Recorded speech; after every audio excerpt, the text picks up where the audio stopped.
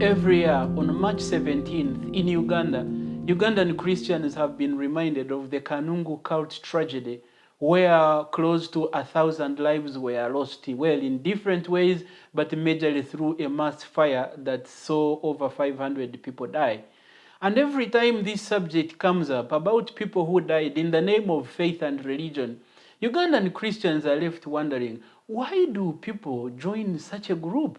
Why would you want to be part of a religious group that would eventually cost you your very life?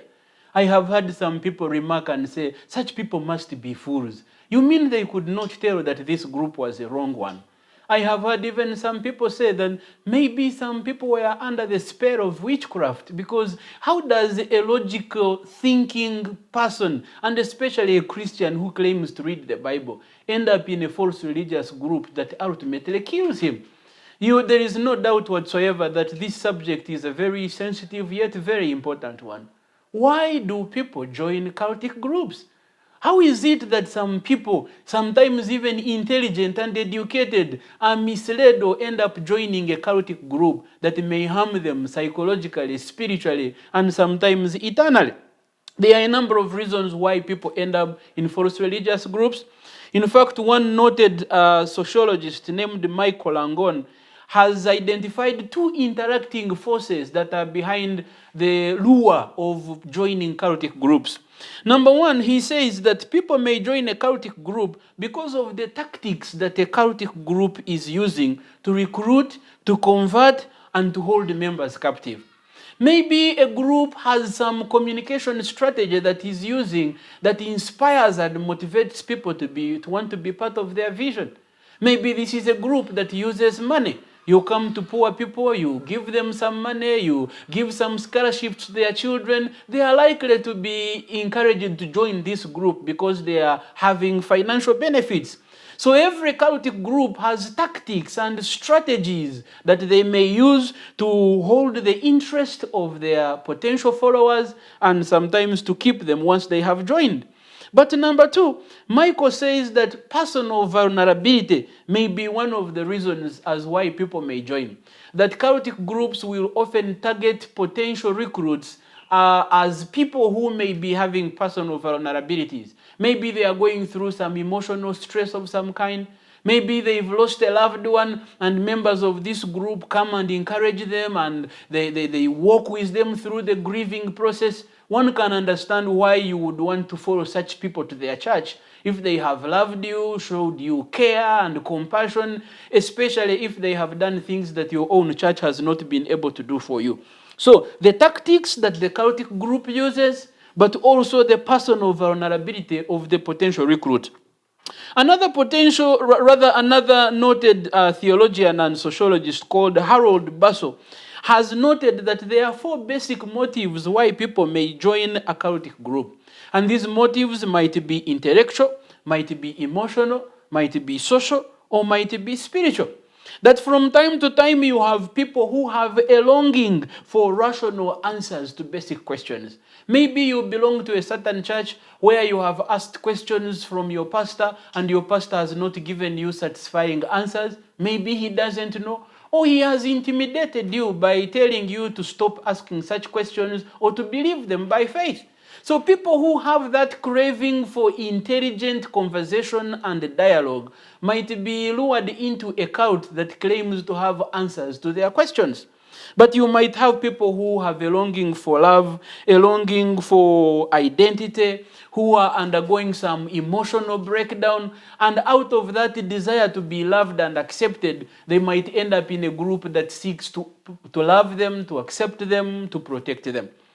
In terms of spirituality, there might be a longing for closeness to God. In fact, in my personal experience, most people who end up in cultic groups are not the non-believers. In most cases, they are genuine, innocent, sincere, professing Christians who are spiritually hungry. And out of a longing for deeper fellowship and closeness with God, they come across a group of people that claim to have special revelations, that claim to be in touch with God more than anyone else, that claim to have had visitations of angels. And out of that longing for a deep spiritual connection, they end up joining a group that looks like it is in tune with God, but actually is a dangerous religious group. But beyond that, Michael Langon, that I have talked about earlier, has developed or identified what we call the 3D syndrome that might be explain the reasons why people join cults. What are these 3Ds? He identifies deception, dependence, and dread. And what does Michael mean? In terms of deception, he says that a number of cultic groups will always lure and hold their members by deceiving them. For instance, they might offer false promises of what you get when they join the group or what you become. They might promise you riches. They might promise you maybe miracles. They might promise you some what will happen to you when you die, maybe claims to special privileges in heaven. And through those special promises, you might join them. Another way they may deceive you is by hiding their true identity.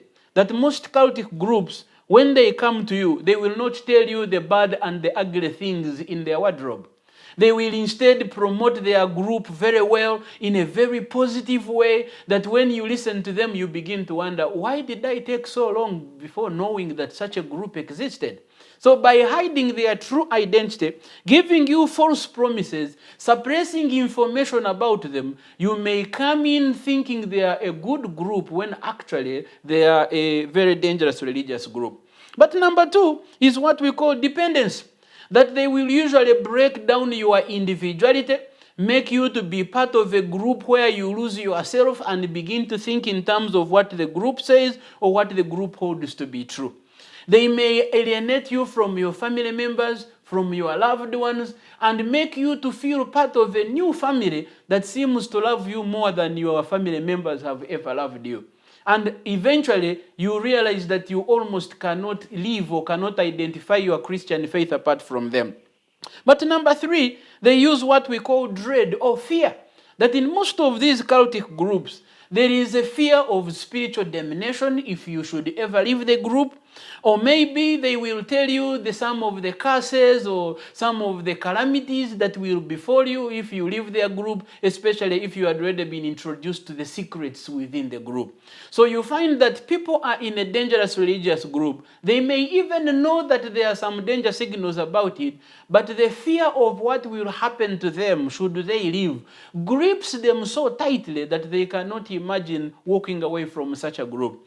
And of course, there are so many other reasons why people may be held captive to such groups, but at least these are some of the major ones as to why people may be enticed to be part of a religious group, but even more so, why they may be held captive once they have joined